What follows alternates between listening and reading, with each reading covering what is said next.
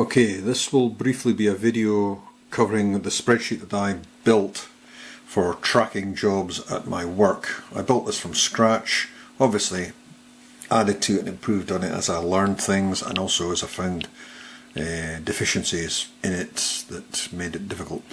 The reason for this tracker is so that we can coordinate the work between the office staff and the tool shop, the workshop technician. So this one basically shows, basically the job steps using this tracker. The job steps that come in are this: we give the job a contract number, the client, the admin contact in our office, because it isn't always the same, a brief description of the job, the equipment being given by the customer, but this could be a brief description of the job as well. Then we have a further breakdown of the equipment so we can make some sense of it. Then we have a start date. Then we have a current status. I'll tell you a bit more about that in a minute. Then we have the current status date. Then we have days since the current status, and then basically scope of work and any final notes that maybe can't be covered by this information here. Now, job comes in, fill out this information in these columns here. The one that says, the column that says parts send total could be used. You could use that to denote anything else you want. It's separate from the other three smaller columns: air, electric, and other. Okay. Now I'll explain a bit more in a minute about that. Now we have start date is obviously self-explanatory.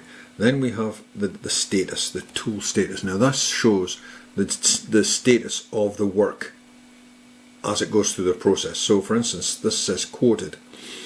Now once a job is quoted, that's a fairly early stage.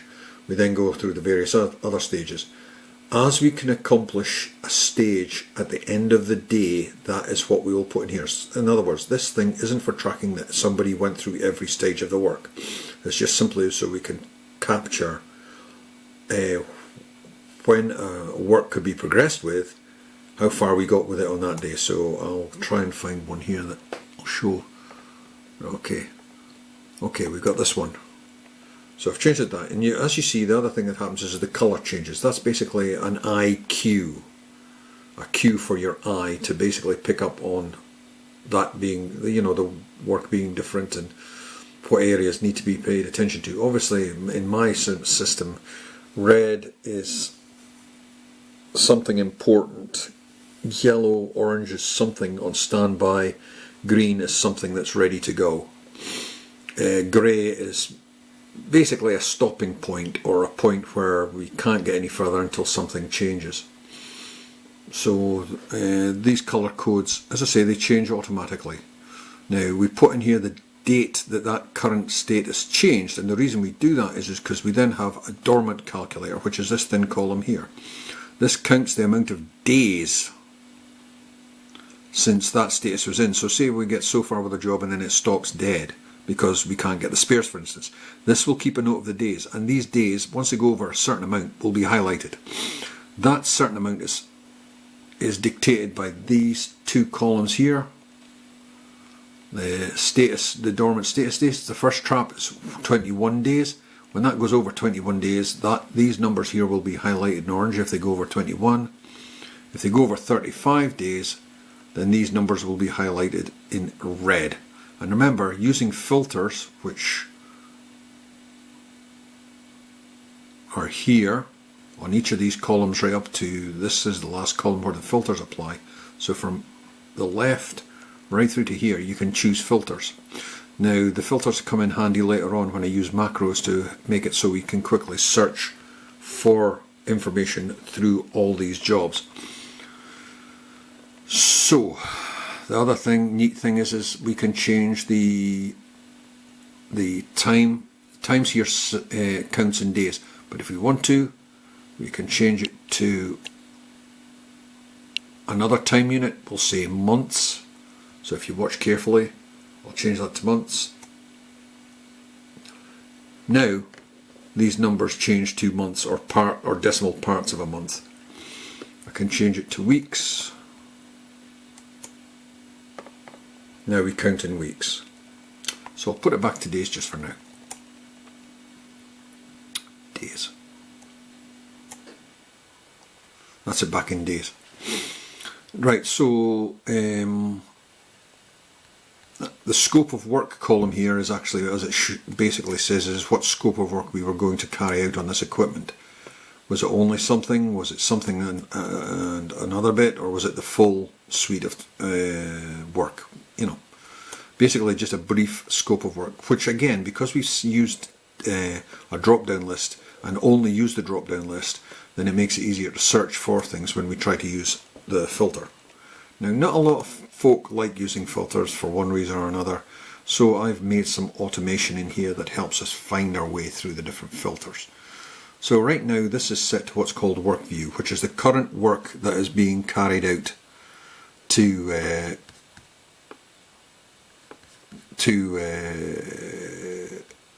get the client's work equipment finished.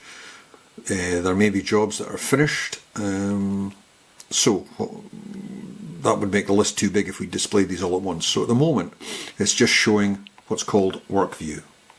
That macro there. Ooh, come on, focus, focus. Let's say we need to search through to find something. If you've got cell lines hidden, rows hidden, the problem is your search won't reveal what you're looking for. So to quickly reveal everything on this, there's a macro here called search view. You see it just above the cursor. So if I click on search view, move back, a macro is now running. For some reason on this particular version of Excel, when macro is running, all the other macros flash. I've never seen that before. Anyway, and it goes through, resets all the macros, and now we've got every single job, which means the lines have increased drastically to what we have on here, which means we can search for everything, every job that's ever been listed here. Let's say we want to search for one particular job. Just off the top of my head, I'll pick an archived job, which is, in this case, 84805. Good God, 854805. So I go up to this particular, oh no, I can't do that here. What am I talking about? I'm getting mixed up. Okay, never mind. Let's forget about that. We'll deal with that later. Okay, so we've done that. We've had a search. We've used the search filter here to look for a job. We can, of course, use the automated system. Because search is really good because it will hold numbers in there, especially where there's just numbers involved. It will hold it in a numeric list. We'll go for, let's say we do this. We'll unclick select all, and we'll move down to a job. We'll say we're looking for this particular one here. Click on that. Say OK. Bang. We're left with only that job displayed. It's abandoned that. But we'd be able to also search through the calendar. Now I should point out the calendar is set by putting in the year here and whether it's a leap year or not. And this calendar automatically sets itself to the days of the week.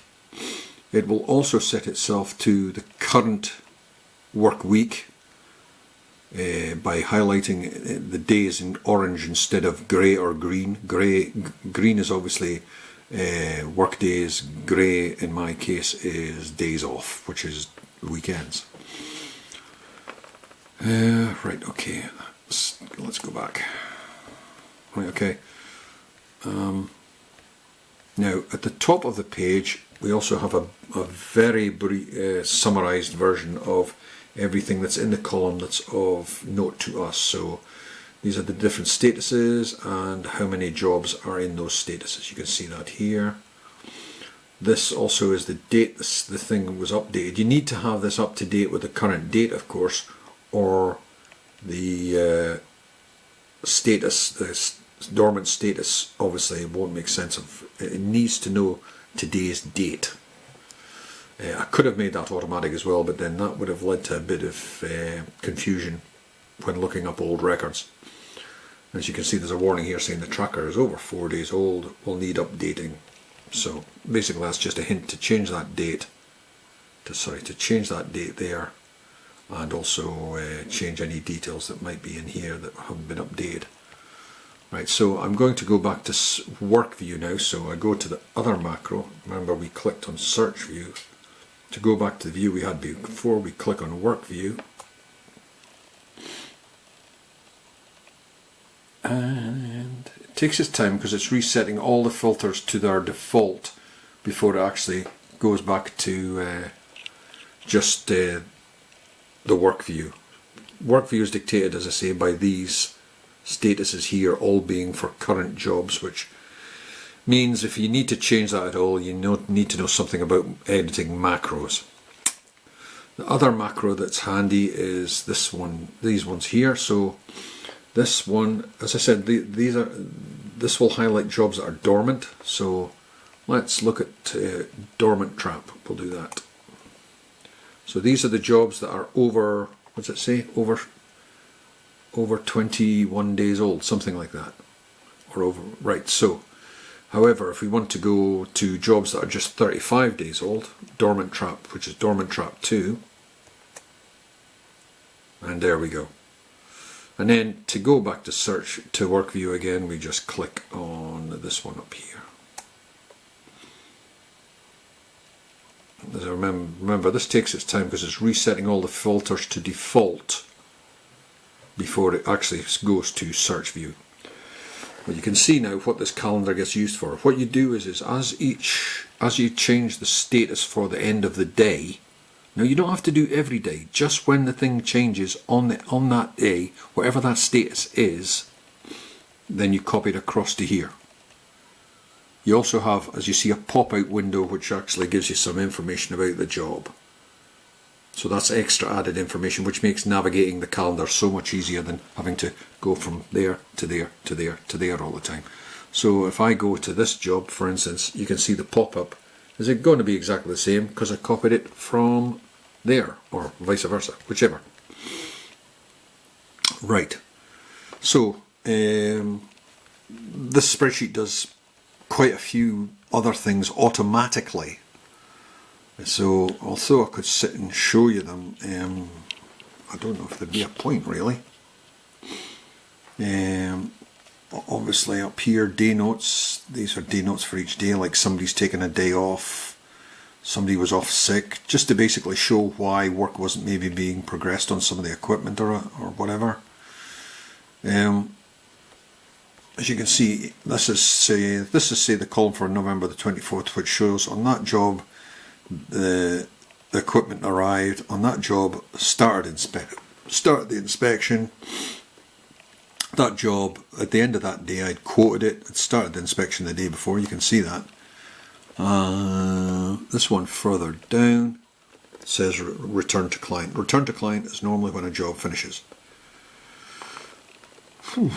Now, the other summaries that are shown here are jobs in process. That is jobs that have that are in my process. And then, these are jobs that are in process but I have no control over because they're not in my process, and these are jobs that are in process that that are under my control. So that's a brief breakdown so that the admin staff can see, basically what their total is, and then also I can see what my total is.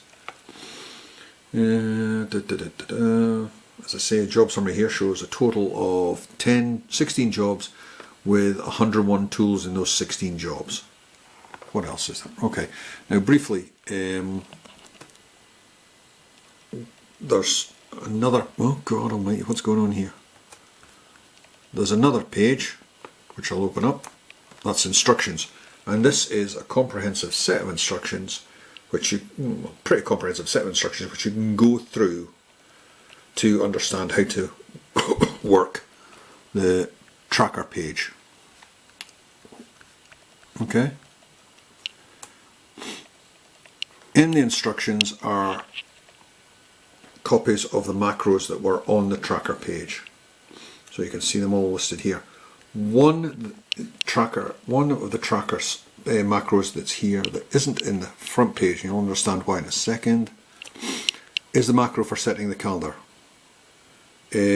Basically, you could keep the macro running for every job right through till God knows when, but that's going to make for a very huge and very cumbersome spreadsheet. Also, the calendar wouldn't be valid for the older jobs. So what you do at the end of the year, on the 31st, on the first earliest possible day in January of that year, is click on this. And what that macro will do is it will reset the new calendar so the jobs from last year are carried over, and the older jobs are the archived jobs, which I call the older jobs, are deleted. So that reduces the spreadsheet back to a fairly manageable size, and as I say, the current dates will then apply to those jobs in the tracker. So tracker, go back to the tracker. Okay, last page really is just settings. Now that is for the different drop down menus, some of the automation on the tracker spreadsheet. It's in there. As you can see, it does give lots of warnings.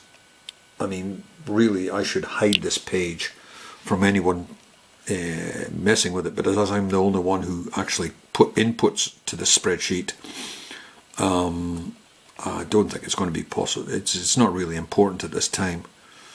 As I say, because there's filters set on every one of these columns, you can do a really in-depth search of all the jobs. So I mean, I could go to search view up at the top here, click on that, that fires up.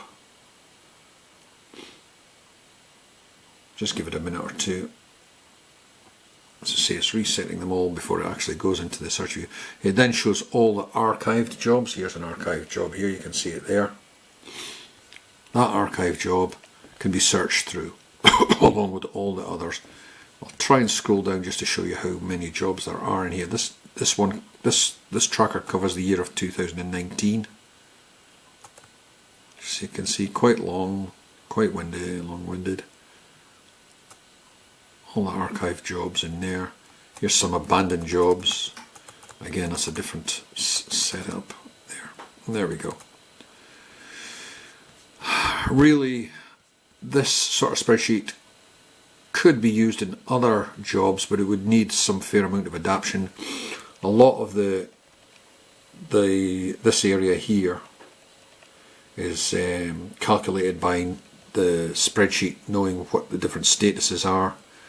The part here where it says 101 tools is calculated from these figures in these first three small columns here, not the fourth one.